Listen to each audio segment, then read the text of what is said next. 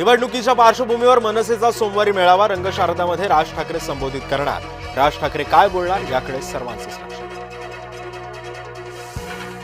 कृष्णराज महाडिकांची निवडणुकीतून माघार। कालच भरला होता उमेदवारीचा अर्ज। पक्ष पातळीवर झालेल्या निर्णयानुसार निवडणूक लढणार नसल्याचं स्पष्टीकरण। काँग्रेस वंचितची आज युती जाहीर होणार। सूत्रांची माहिती। आज हर्षवर्धन सपकाळ करणार घोषणा।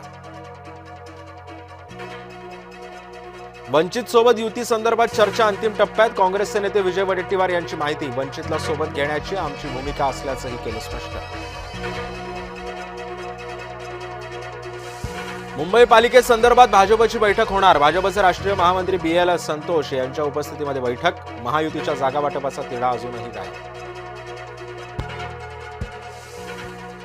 ठाकरे बंधूंच्या युतीमध्ये मराठी बहुल भागातील जागांचा पेच कायम। मनसेकडून अतिरिक्त 18 जागांची मागणी। दादर माहीम वरळी शिवडी विक्रोळी सारख्या जागा मनसेला हव्यात। आज रात्रीपर्यंत तिढा सुटण्याची शक्यता नांदगावकरांची। शिवसेना भाजपमध्ये मुंबईतली 20 जागांवर प्राथमिक चर्चा। 207 जागांचा तिढा सोडवल्यानंतर उरलेल्या 20 जागांवर चर्चा। आज फडणवीसांसोबत अंतिम चर्चा होणार। ठाण्यामध्ये भाजप शिवसेनेची बैठक 3.5 तास चालली। शेवटच्या 3 प्रभागांचा तिढा कायम। तिढा असलेल्या जागांवर वरिष्ठ निर्णय घेणार। उद्यापर्यंत जागा वाटप करून AB फॉर्मचं वाटप होणार। मुख्यमंत्री आणि चंद्रशेखर बावनकुळेंमध्ये चर्चा। रामगिरी बंगल्यावर दोघांमध्ये अर्धा तास बैठक। मनपा निवडणुकांच्या पार्श्वभूमीवर घडामोडींमध्ये हंसराज अहिर यांची मुख्यमंत्री देवेंद्र फडणवीसांसोबत 4 तासभर चर्चा।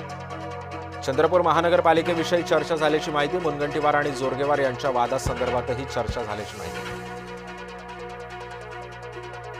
नागपुरातील मुख्यमंत्र्यांच्या निवासस्थानी इच्छुकांची गर्दी वाढली।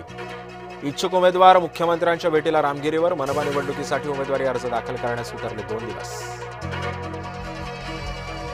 रवींद्र धंगेकर वेगळी भूमिका घेण्याच्या तयारीत। रवींद्र धंगेकरांची भाजपकडून कोंडी झाल्याचा प्रयत्न। धंगेकरांचा मुलगा प्रणव अपक्ष निवडणूक लढण्याच्या तयारीत।